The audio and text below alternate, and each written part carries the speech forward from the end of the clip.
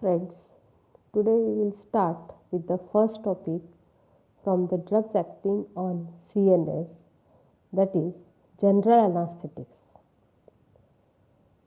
In our language, anesthesia means भूल. हम लोगों को मालूम है जब भी ऑपरेशन होता है so there is use of this anesthetics. तो general anesthetics means whole body is affected.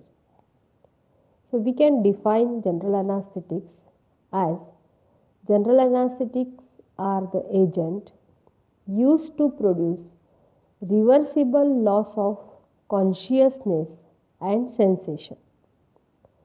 Means जहाँ पे हम लोगों को कॉन्शियसनेस भी लॉस करना है, मीन्स बेशुद्ध करना है, और सेंसेशन भी लॉस करना है, वहाँ हम लोग जनरल एनास्थेटिक्स यूज़ करेंगे. So these are the agents which are use to produce reversible. Reversible का मतलब जो थोड़ी देर के बाद वापस रीगेन हो जाएगा. मीन्स ये जो है loss of consciousness and loss of sensation, that will not be permanent. So that is the general anesthetics.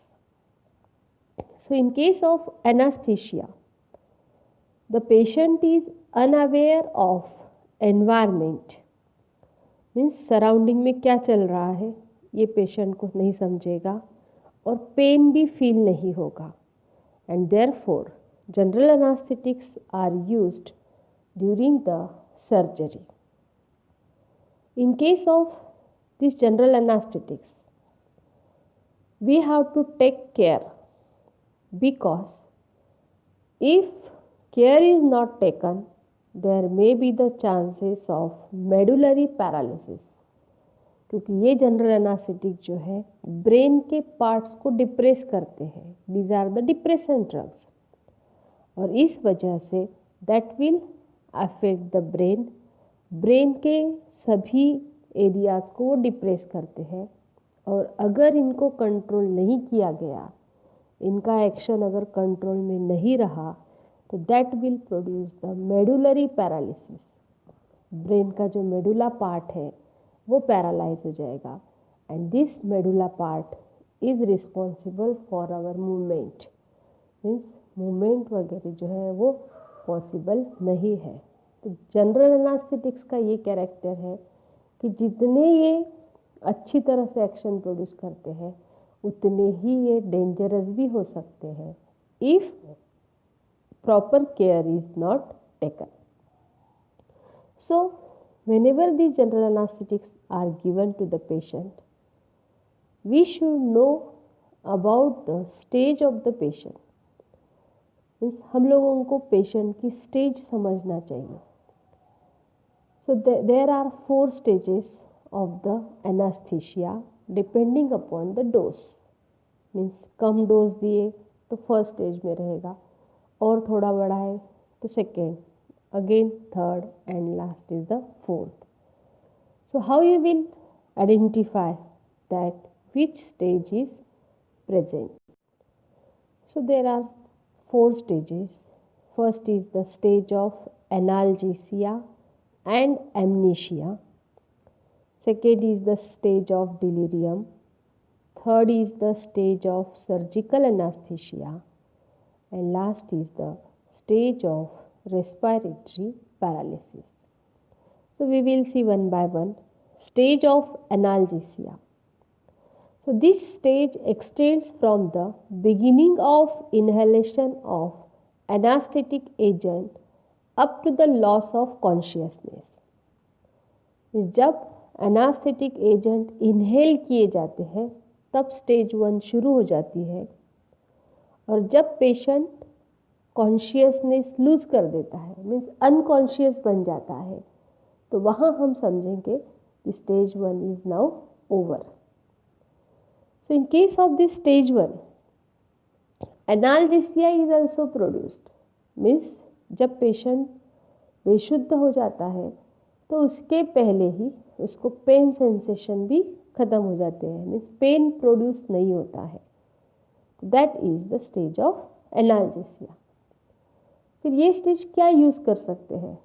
So this stage is only for shorter period of time. बहुत कम देर तक ये स्टेज रहती है, इसलिए we can carry the minor surgery process like the dental extraction. आपको ये मालूम है डेंटल एक्सट्रैक्शन के लिए बहुत ज़्यादा टाइम नहीं लगता है, तो इसलिए डेंटल प्रोसीजर्स पे ये स्टेज जो है वो यूज़ कर सकते हैं, means and this stage is only for short period of time. So after that there is the second stage, that is stage of delirium. Stage of delirium or stage of excitement. In this case, this stage starts from the loss of consciousness and up to the beginning of surgical anesthesia. Actually, this stage is associated with marked excitement, shouting, laughing, increased muscular activity, vomiting, and hyperventilation.